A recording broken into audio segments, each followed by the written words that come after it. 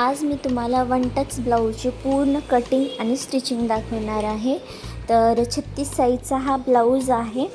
तर याचं paper pattern मी cut करून ठेवले, पण अगदी सोप्या पद्धतीनं तुम्ही डायरेक्ट पेपरवर पण तयार करू शकता। तर ते मी पूर्ण दाखवते। तर हे बघा, मी बॅक पार्ट कट करून घेतला आहे। नॉर्मली जसं आपण बॅक पार्ट कट करतो सेम त्या पद्धतीनं चेस्टचं माप टाकले, चेस्टचं, कमरेचं आणि गळा पण मी माप टाकून पूर्ण कट करून घेतलं आहे। तर ह्यामुळे काय होतं, ज्यावेळी आपण असं पॅटर्न टाकतो ना, त्यामुळं काय होतं की सोपं जातं आपल्याला कटिंग करायला आणि एकच पॅटर्न आपण नेक्स्ट टाईम पण आपण यूज करू शकतो। तर यामध्ये बघा, मी पूर्ण जे माप टाकलेलं आहे ते पूर्ण मी यावरती लिहून घेतले। तुम्ही स्क्रीनशॉट काढून घ्या, म्हणजे तुम्हाला नंतर ते पॅटर्न टाकायला आणि कटिंग करायला समजेल। मी सगळं यामध्ये मार्क केले, कमरेचा भाग, मार्जिन घेतलेली आणि ह्या सगळ्या गोष्टी मी इथं मार्क केल्यात। तर तुम्ही सगळं लिहून घेऊ शकता किंवा स्क्रीनशॉट काढून घ्या, म्हणजे तुम्हाला परत वापरता येईल। तर पॅटर्न आहे तसा मी ठेवला आणि कट करून घेतला, कारण या साईजचे मला बरेच ब्लाऊज कट करायचे होते। तर मी सुरुवातीलाच पॅटर्न कट करून घेतला होता आणि त्याचा वापर करूनच मी नंतर सगळे ब्लाऊज तयार केले आहेत। आणि गळा पण डीप ठेवला आहे, गोल गळा आहे साधा, आणि व्यवस्थित आपल्याला इथं कटिंग करून घ्यायची आहे। अस्तरची कटिंग करते। कधीही कटिंग करताना सुरुवातीला अस्तर कट करा आणि त्यानुसार नंतर आपल्याला मेन फॅब्रिक जे आहे ते कट करायचं असतं। बघा, इथं बॅक पार्ट आता कट करून झाला आहे। आता फ्रंट पार्ट कट करायचा आहे। तर फ्रंट पार्टलाही सेम पॅटर्न कट करून ठेवले, त्यामुळे जास्त काही अवघड नाही, व्यवस्थित पॅटर्न मी कट करून घेतला आहे। इथं पण मी सगळे जे काही मी पॅटर्न तयार केला आहे ते सगळ्याचं मी ठेवलं आहे माप वगैरे कसं टाकायचं। बघा, उंची आहे 14.5, तर इथं उंची 14.5 आहे आणि तर ह्याची तयार होऊन आपल्याला मिळणार आहे 14.5 मधनं 1 इंच कमी करा, 13.5 आपल्याला इथं मिळणार आहे, कारण वरच्या साईडला आणि खालच्या साईडला अर्धा इंच आपला शिवण्या जातो। कमरेचा भाग आहे 7, म्हणजे 28 कंबर होती, चौथा भाग आहे 7। त्यानंतर मार्जिन घेतला आहे 1.5 इंच आणि जो टक्स जो घेणार आहे फ्रंट पार्टला, त्याचं जेवढं काही तुम्ही आता 1 इंच घ्याल, कोण 1.5 इंच घेतं, कोण 2 इंच पण घेतं, तर त्यानुसार जेवढा तुम्ही इथं टक्स घेणार आहे तेवढंच तुम्हाला एक्स्ट्रा पुढं मार्जिन घ्यायचं आहे टक्ससाठी। व्यवस्थित आता पॅटर्न ठेवायचा आहे आणि कट करून घ्यायचा आहे। कधीही आता या ब्लाऊजच्या स्लीव्ज लांब होत्या आणि लेंथ त्याची खूप जास्त होती, तर कधीही सुरुवातीला प्रत्येक पॅटर्न प्रत्येक ब्लाऊज ज्यावेळी तुम्ही कट करताना त्यावेळी आपण एकाच साईडने कट करतो, पण कधी साईज ब्लाऊजची जास्त असते आणि कधी कमी असते, तर त्यानुसार आपल्याला चेंजेस करावे लागतात। तर मी इथं पॅटर्नची साईड जी होती ती बदलली आणि नंतर कट करून घेतलं, कारण ज्या सुरुवातीला ठेवलं होतं त्या पद्धतीने जर मी कट केला असता तर नंतर स्लीव्जला कपडा मला पुरला नसता।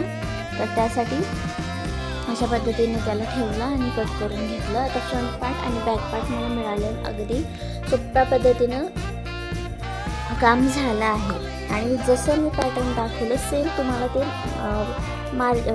मापे टाकायचे आहेत। जर करायचं असेल तर मी पूर्ण मापेचे आहेत फ्रंट पार्टचे आणि बॅक पार्टचे लिहून दिलेले आहेत, त्यामध्ये काहीच एक्स्ट्रा करायचं नाही। बऱ्याच जणांना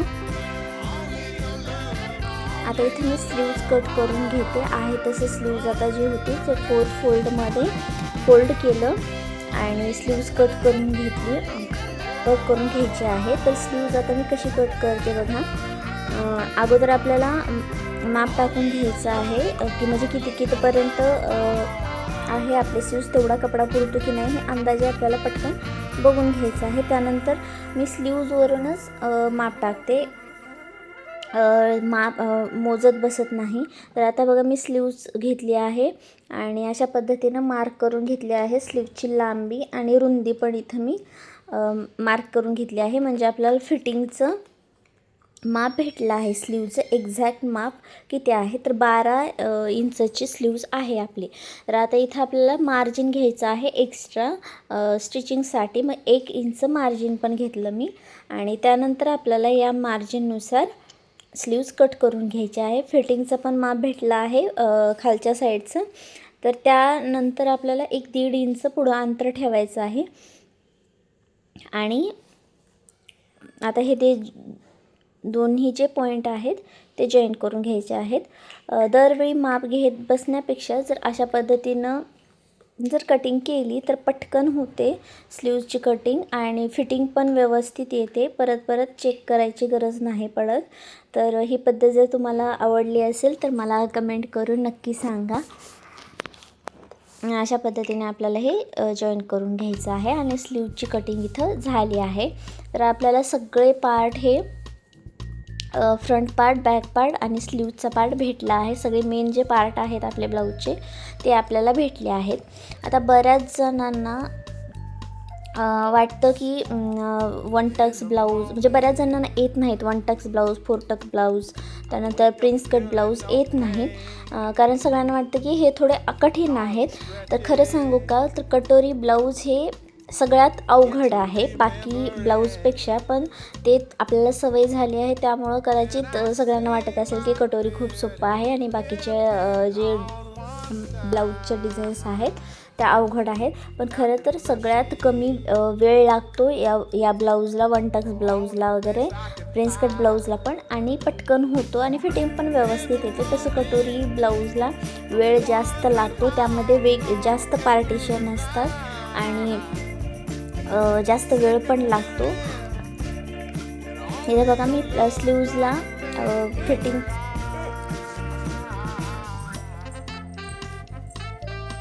इथं आता पार्ट कट करून झाले. स्लीव्जला शेप पण दिला अर्ध्या इंचचा, जो आपला शोल्डर असतो तिथं द्यायचा असतो, फिटिंगसाठी व्यवस्थित येतं. तर तो पार्ट पण कट करून झाला आहे. आता उरलेलं जे कापड आहे त्यामधून आपल्याला हुक आणि हाईटची पट्टी काढायची आहे. तर मी बघा पॅटर्न कट केल्यामुळे किती सोपं गेलं. तर आहे तसं मी माप टाकून घेतलं पॅटर्नने. 2.5 इंचची आणि 2.5 इंचची आणि 3 इंचची मी पट्टी घेत असते हुक आणि हाईटसाठी. कमी जास्त आपापल्या सोयीनुसार बरेच जण घेतात. जर तुम्ही माझ्या पद्धतीनं करत असाल तर सेम घ्या. हुक आणि आईची पट्टी इथं भेटली आपल्याला.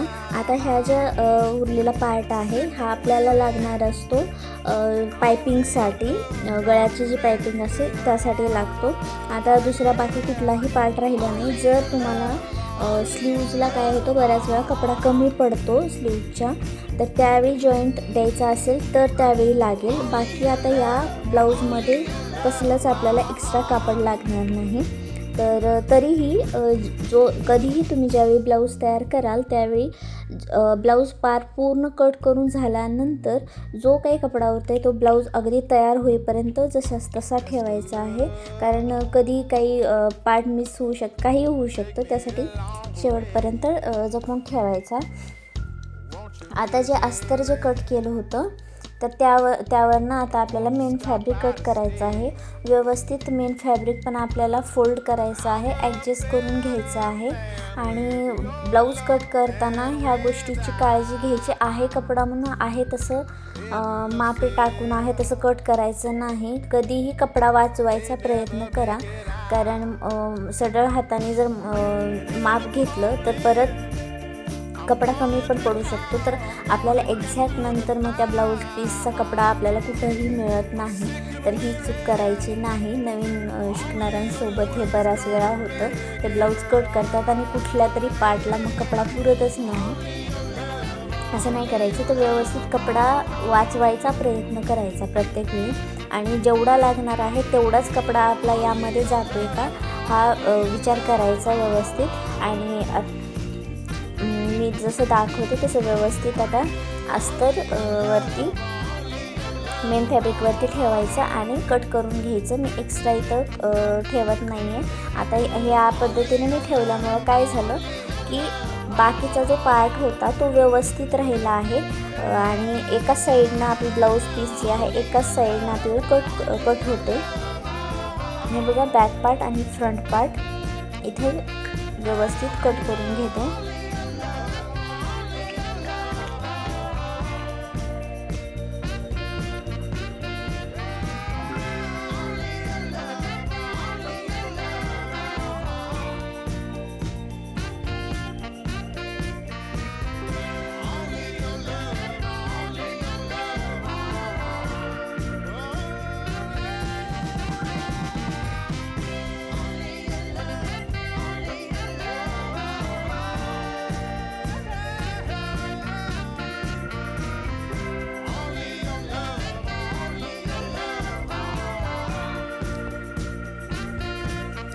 दोन्ही पार्ट कट झाले. आता स्लीव्ज पण आपण सेम कट करून घेऊया मेन फॅब्रिकवरती. हे बघा, अशा पद्धतीनं कट केल्यामुळे एका साईडनी व्यवस्थित सगळ्या ब्लाऊजला आपल्याला व्यवस्थित कपडा पुरला आहे. जर आपण व्यवस्थित स्टेप फॉलो नाही केल्या, इकडचं तिकडं कटिंग जर केली तर मग काय होतं, कपडा पुरत नाही, मग ॲडजस्ट करावा लागतो बऱ्याच वेळा. तर आणि कधीही ब्लाऊज पीस घेताना माप किती आहे आपलं त्यानुसार पण ब्लाऊज पीस घ्या. जर तुम्ही बरेच जण टेलरिंगचं काम करतात तर ते कधीही ब्लाऊज घेत असताना बऱ्याच वेळा काय करतात, कस्टमर जे आहेत ते ब्लाऊज पीस छोटे आणून देतात आणि असं अपेक्षा करतात की व्यवस्थित तुम्ही त्यांना ब्लाऊज तयार करून द्याल आणि त्यांना वाटतं की होऊन जाईल. पण कधीही अगोदर ब्लाऊज पीस तुम्ही चेक करा, माप किती आहे ब्लाऊजचं आणि त्यावरनं तुम्हाला हा पुरेल का नाही ब्लाऊज पीस हा अगोदर बघा कट करण्या अगोदर आणि त्यानुसारच कटिंग वगैरे करा. कारण परत मग कंप्लेंट जर काही चुका झाल्या तर कस्टमर तुम्हालाच कंप्लेंट करणार. ठीक आहे, तर व्यवस्थित मी ब्लाऊज पूर्ण कटिंग झालेली आणि उरलेला जो कपडा होता तोही व्यवस्थित अशा पद्धतीने इथं बांधून ठेवते. आणि लगेच यामध्ये तुम्ही रीळ पण कलरची सेम काढून ठेवा, त्यानंतर ब्लाऊज शिवायच्या वेळी घाई नाही होत.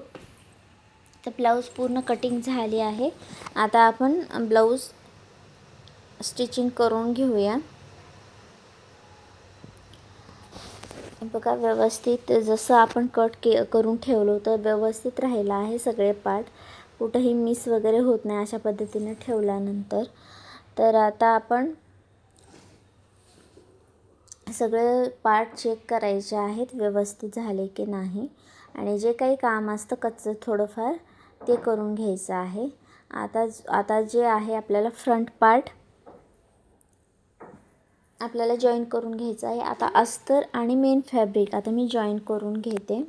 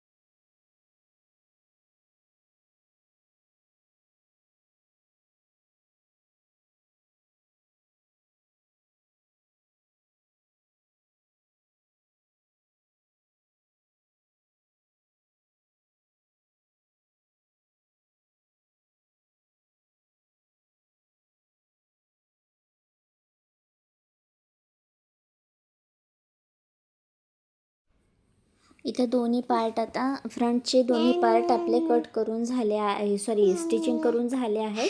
आता जे एक्स्ट्राचं जे फॅब्रिक आहे ते कट करून टाकते.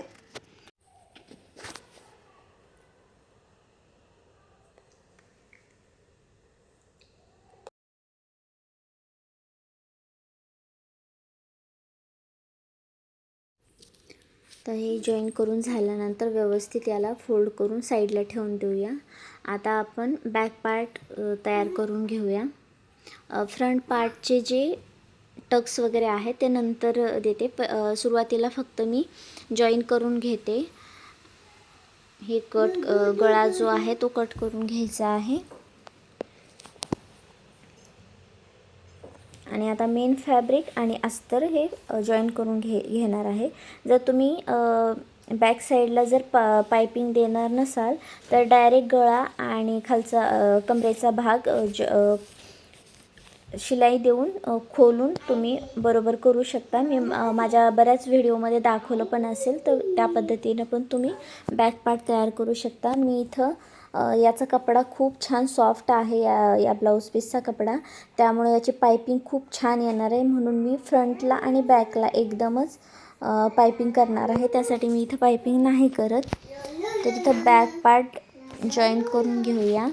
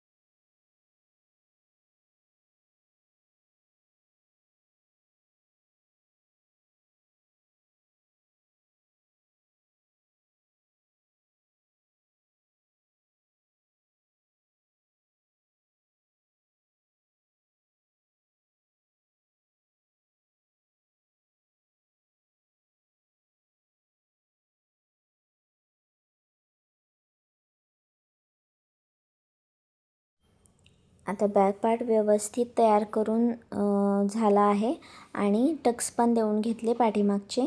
आता स्लीव्ज जॉईन करून घेऊया. मी यासाठी असं करते कारण कधी कधी कपडा आपला इकडं तिकडं जातो आणि घड्या पण पडतात कपड्यांना, तर ते नंतर मग जॉईन करायला थोडं कठीण जातं. त्यासाठी डायरेक्ट पूर्ण पार्ट, आता मी फ्रंट पार्ट जो आहे फक्त काय केलं, अस्तर आणि मेन फॅब्रिक जॉईन केलं आणि ठेवून दिलं. बॅक पार्ट मी अस्तर आणि हे जॉईन केलं आणि ठेवून दिलं. तर असं करण्याने काय होतं, आपली स्पीड जी आहे कामाची ती वाढते. म्हणजे पटपट पहिल्यांदा तुम्ही अस्तर आणि मेन फॅब्रिक जॉईन करून घ्या आणि त्यानंतर मग जे काही डिझाईन करायचे तुम्हाला बॅक पार्टला, जे फ्रंट पार्टला हुक हाईक करायचे, हे नंतर करते प्रत्येक व्हिडिओमध्ये. त्यामुळं काय होतं, जे आपला जास्त पसारा झालेला असतो तो कमी होतं कपडा जॉईन केल्याने आणि नंतर पटकन आवरायला येतो. जे करतात त्यांना लक्षात येईल की किती सोपं झाल्यासारखं काम होतं. डायरेक्ट एक एक जर पार्ट तुम्ही रेडी करत बसला तर थोडंसं वेळ जास्त लागतो आहे असं वाटतं आणि पसारा पण दिसत नाही. जसं आपण सोप्यामधनं पुढं जायचं असतं, कधीही अवघडात नाही जायचं. पटकन जॉईन करून घ्यायचं अस्तर आणि मेन फॅब्रिक आणि त्यानंतर मग पुढची प्रोसेस करायची. कपडा कमी होतो, जागा कमी म्हणजे हे होते, जागा जास्त वाटते आपल्याला स्टिचिंग करायला, व्यवस्थित ब्लाऊज वगैरे हँडल करायला.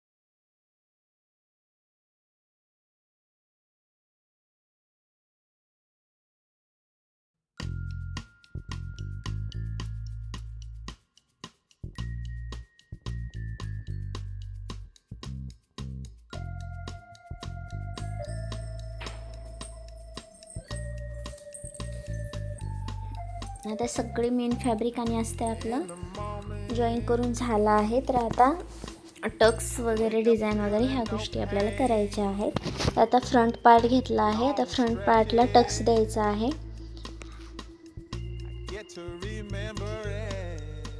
तुम्ही ब्लाऊजची उंची किती आहे त्यानुसार टक्स घेऊ शकता. कमी जास्त म्हणजे ब्लाऊजच्या उंचीनुसारच घ्यायचं असतं.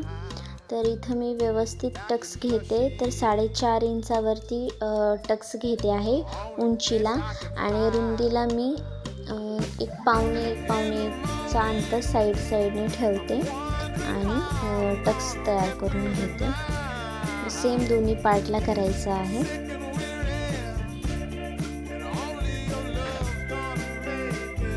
आता आता मी एक पार्ट दुसऱ्या पार्टवरती ठेवून तिकडे छापून घेतली आहे डिझाईन आणि टक्स, आणि शोल्डरमधून पण थोडासा टक्स देणार आहे. टक्स अगदीच कमी, पण त्यामुळे काय होतं व्यवस्थित पफ येतो आणि ब्लाऊज छान दिसतं. नाही दिलं तरी चालेल, जर तुम्ही इथं कप वगैरे यूज करणार आहे तर त्याची काहीच गरज पडणार नाही. मी प्लेन ब्लाऊज ठेवते त्यामुळं. आणि हे आता टक्स स्टिच करून घेते व्यवस्थित.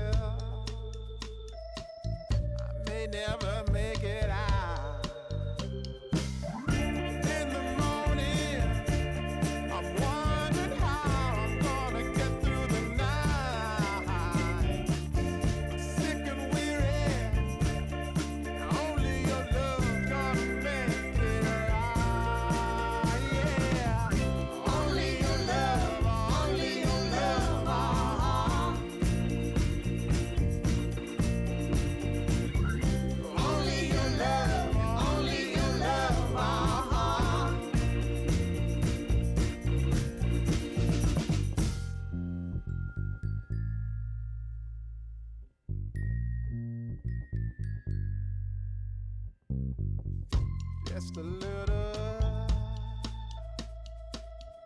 take me along the way. Won't you visit? Won't you stop by to stay? I'm a better man with your love than without. In the sea, never make it out. And in the morning, I'm wondering how I'm gonna get through the night. टक्स देऊन झाल्यानंतर आपल्याला कमरेला पट्टी join करायची आहे. आता हे 1 टक्स ब्लाऊज आहे, त्यामुळं खालच्या साईडला इथं आपल्याला जसं प्रिन्स कट ब्लाऊजला पट्टी लावतो आपण कमरेच्या साईडला, तशीच इथं पण पट्टी आपल्याला लावायची आहे. 2.5 इंच रुंदी आणि जेवढा पण तुमचा कमरेचा पार्ट आहे तेवढा लांबीचा पट्टी घेऊन अशा पद्धतीने ती आपल्याला जॉईन करायची आहे.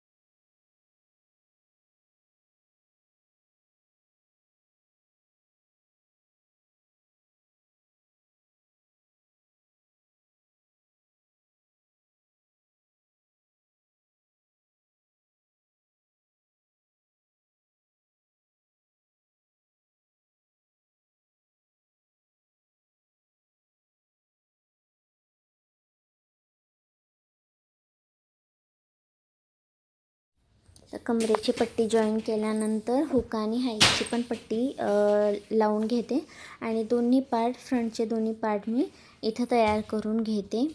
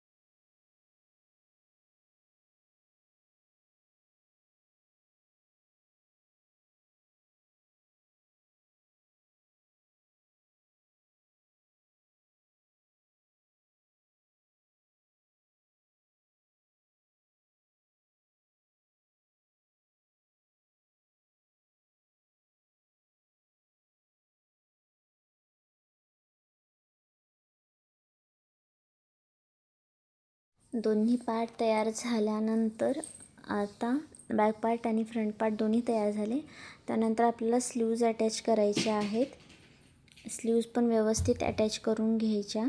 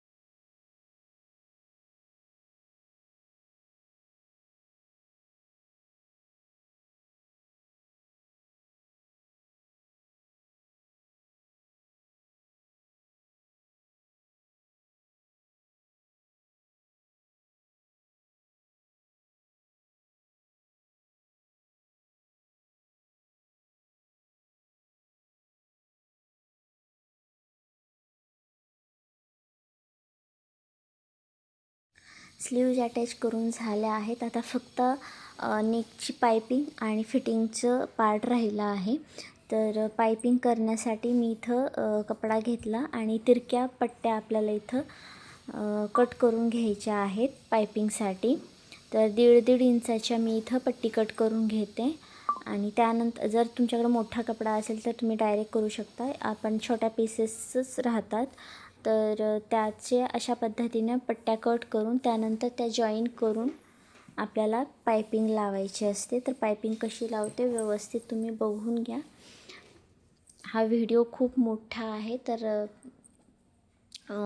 पूर्ण प्रोसेस दाखवण्यासाठी मी मुद्दाम हा व्हिडिओ तयार केला आहे.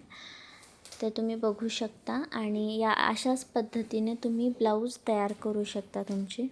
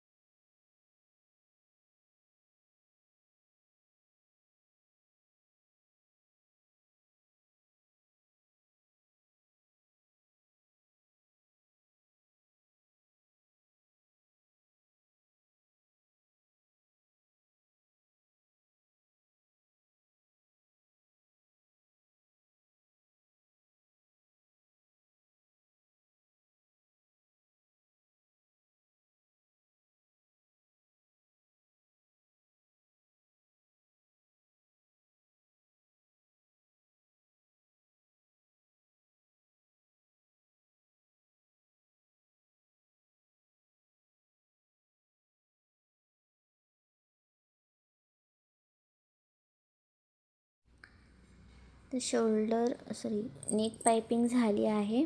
नेक पायपिंग झाल्यानंतर आता आपल्याला फिटिंग करून घ्यायचं आहे. तर फिटिंग करण्यासाठी तुम्ही पाहिलं की मी सुरुवातीला हाईड फिटिंग कशी करायची हे बऱ्याच जणांना माहिती नाही, तर या व्हिडिओमध्ये पाहून तुम्ही करू शकता.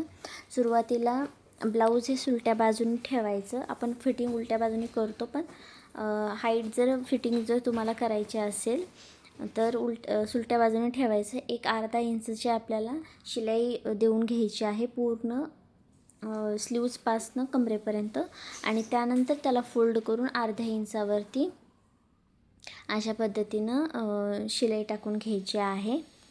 यामुळं काय होतं, जे तुमचे कॉर्नर जे असतात फिटिंगचे जॉईन केलेले ते दिसत नाहीत आणि फिनिशिंग छान वाटते. तर बऱ्याच जणांना हे माहिती नसतं कसं करायचं, ते तुम्ही हा व्हिडिओ बघून करू शकता.